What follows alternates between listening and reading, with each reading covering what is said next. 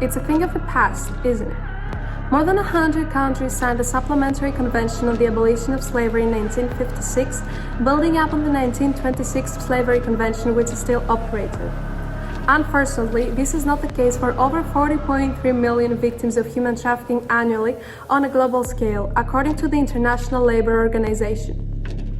Human trafficking is one of the most horrific things humanity has brought on itself, and in the 21st century, business goes better than ever.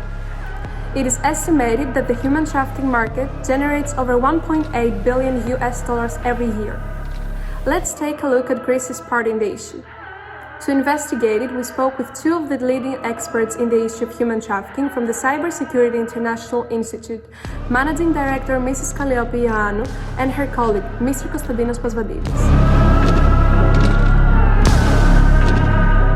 What is the impact of Greece's geographical position in trafficking, and how many victims do we have annually in Greece and on a global scale? Okay, it is very important to examine Greece's geographical position because Greece is a waypoint to Western Europe, and also the borders with Turkey are not guarded in a very good way, so a lot of immigrants try to come to Greece in order to move to other countries in Europe.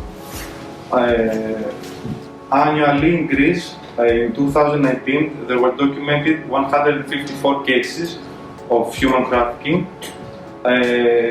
Globally, human trafficking is a very serious situation because every year the revenue can reach up to $1.5 billion in euros each year, and among the countries with the most human trafficking incidents, there have been North Korea, Russia, and India. Under which criteria do traffickers choose their victims, and what is the profit gain from each person? Mostly they target vulnerable people, don't have a very good social network, and can be very easily exploited. They also target people who don't have a lot of money and try to find out ways to sustain themselves for basic needs such as food and shelter, and they take advantage of this situation in order to make them, in order to exploit them in general.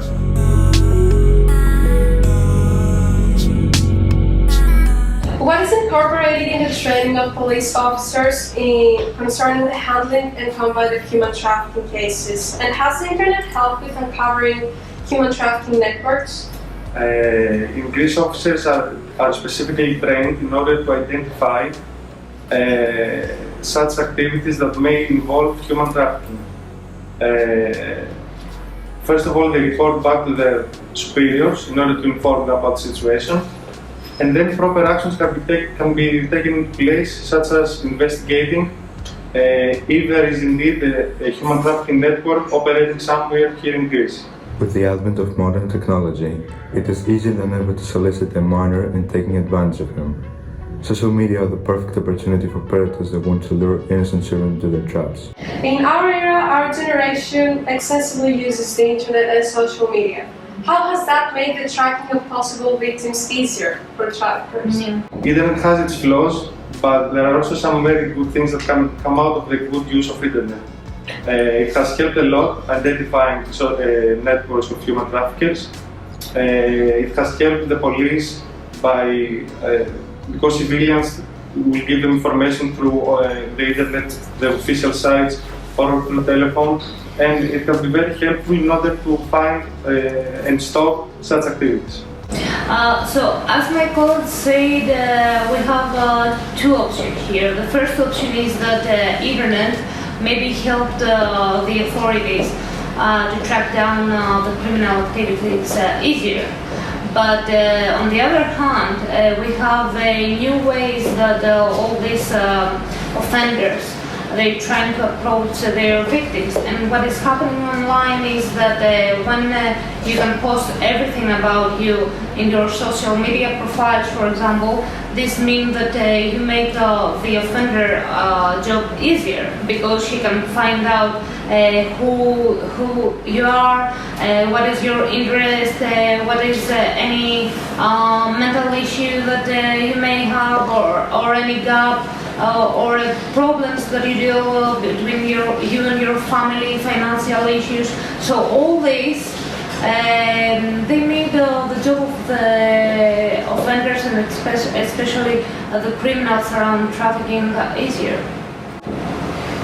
If someone suspects that they are in danger on the web, what should they do and what measures should they take?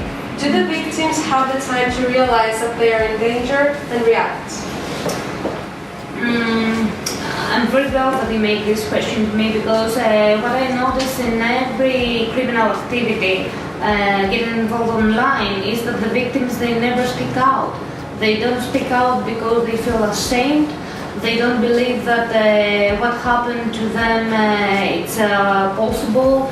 They think that it's their own blame and they blame themselves for it. They feel guilty. So the first tip, the first advice is to always open up yourself and to speak out.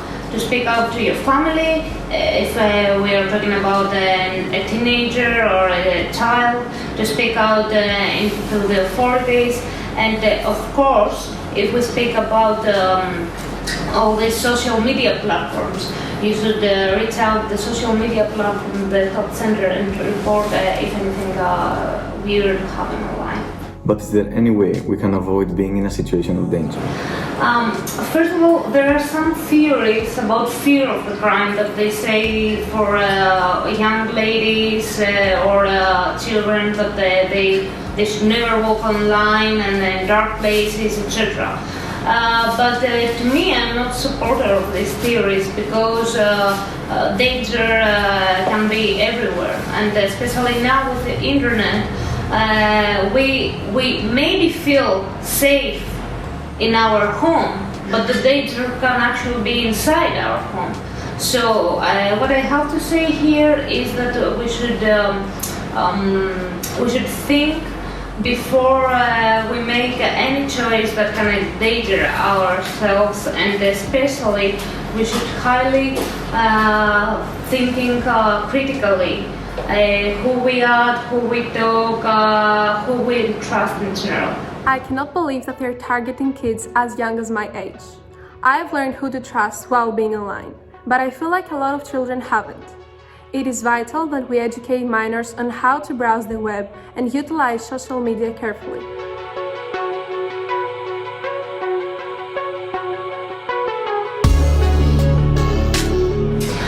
In criminology, we have a definition, it's called dark rate. So dark rate is referred in certain criminal activities that cannot be counted in total because we don't know if they are underreported or no.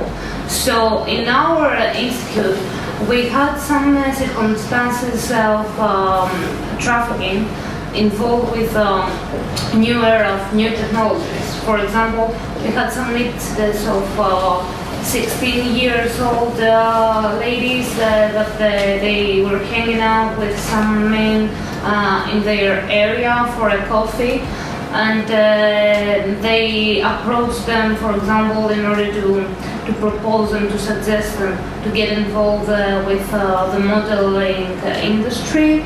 But behind this was the trafficking industry.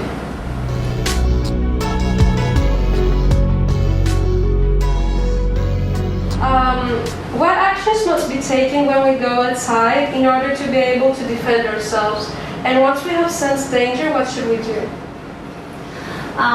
First of all, there are some theories about fear of the crime that they say for young ladies or children that they should never walk online and in dark places, etc.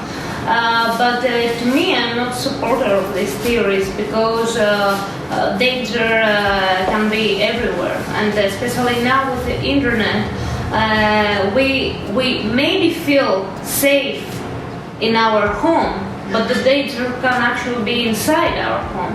So what I have to say here is that we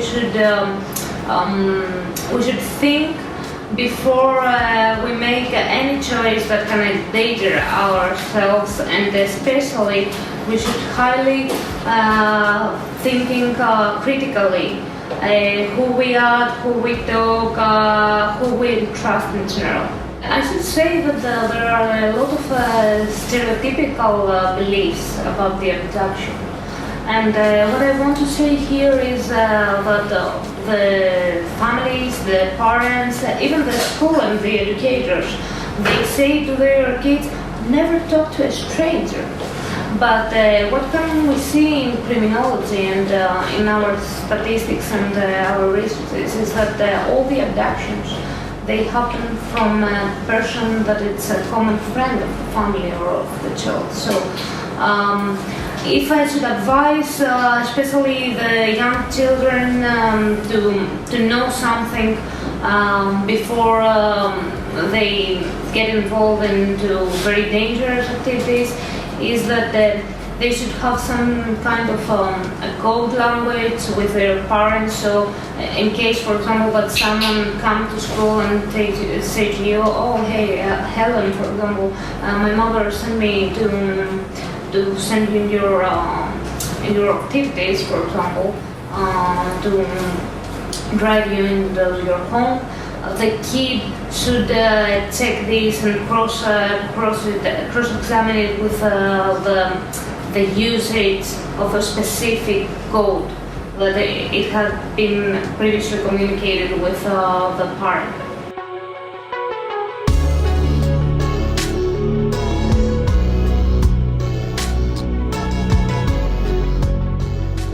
For teenagers, the danger here is especially through the social media, as I say.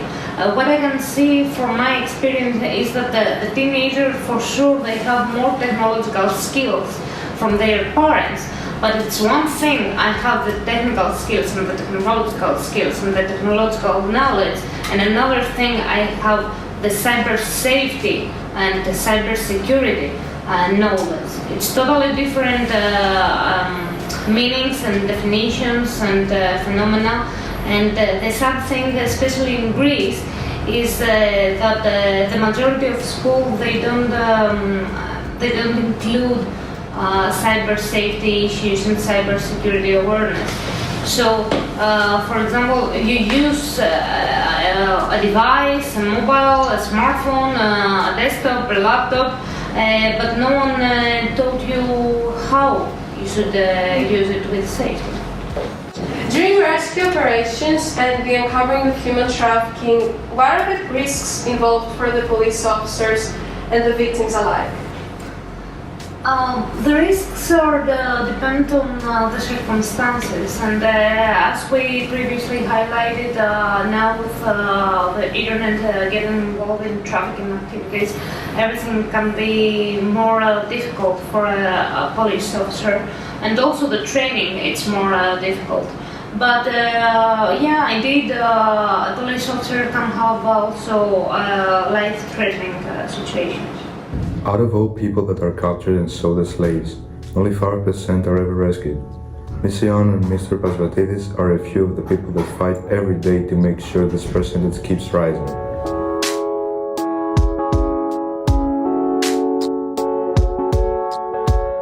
Trafficking involves transporting someone into a situation of exploitation. This can include forced labor, marriage, prostitution, and organ removal. This kind of exploitation is known by a few different names. Human trafficking, trafficking of persons, and modern slavery are the ones accepted by the US Department of State. There are three primary types of human trafficking: sex trafficking, forced labor, and debt bondage. Forced labor is also known as involuntary servitude, and it is the biggest sector of trafficking in the world, according to the US Department of State. As we mentioned earlier, it is estimated that there are 40.3 million victims of human trafficking annually on a global scale. However, assessing the full scope of human trafficking is difficult because many cases go often undetected, something the United Nations refers to as the hidden figure of crime. It is a dark, dark time. while about 0.4% of survivors of human trafficking cases are identified, meaning that the vast majority of cases of human trafficking go undetected. Globally, an estimated of 71% of enslaved people are women and girls, while men and boys account for 29%. The average age of a teen enters the sex trade in the US is 12 to 14 years old. Many victims are runaway girls who were sexually abused as children. In 2018, the National Human Trafficking Hotline received more calls from California than any other state in the US, followed by Texas and Florida respectively. As a team, we decided to create a questionnaire aimed at identifying how informed students of Greece are on human trafficking. The questionnaires were distributed in the Lyceum and IBDP classes, and with over 100 responses, we're happy to say that the majority are already cautious about and eager to look more into the matter. Specifically, more than 70% answered that they are careful when browsing the web for suspicious activity and avoid contact with people they do not know. More than 40% agree that the issue of human trafficking should concern them, with the 12% reporting that they know someone that has been harmed by activities related to human trafficking. An overwhelming majority of 82% strongly believe that human trafficking-related activities and the ways to avoid them should be part of education for all students and young people. This shows an interest in the matter as well as a realization of the severity of the situation. In order to present our findings as well as increase awareness about human trafficking, we decided to set up a website dedicated to informing people on its dangers. We chose human trafficking as the theme of our project because it's a global issue and it has plagued many societies for years. Our main aim was to raise awareness through our project, as it is of paramount importance that teenagers are well informed about the phenomenon of human trafficking so that they can protect themselves. While working on this project, we learned a vast amount of information about the cruelty of humanity, and if we cannot do anything to stop this directly, we want at least to educate the youth so that they will be more careful in the future. As part of the investigation process, we researched the topic and decided that the best way to demonstrate the issue was to create a documentary and a website to upload our work. We distributed the roles in our team according to our interests. Dimitris Loudis and I were in charge of the development of the website. Kyriakos Tripidakis was responsible for the research, and Jason Kazazis was in charge of the script. Evgenia Philippou was the leader of the team and ensured that all tasks were done in time and performed the interview while working along with the other members of the team. As far as the preparation process is concerned, we did research on the definitions of human trafficking and its different kinds. We gathered statistics about how many are the annual victims of human trafficking on a global scale and in Greece, and we also decided to gather statistics from our classmates. That's why we decided to make a questionnaire that would be distributed to all classes of Lyceum in the IBDP.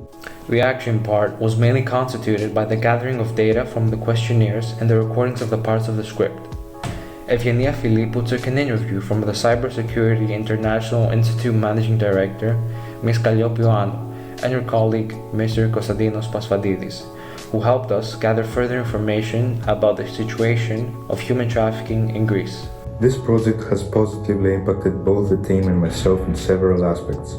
Through this process, I undertook new challenges and increased my own strengths and areas of improvement.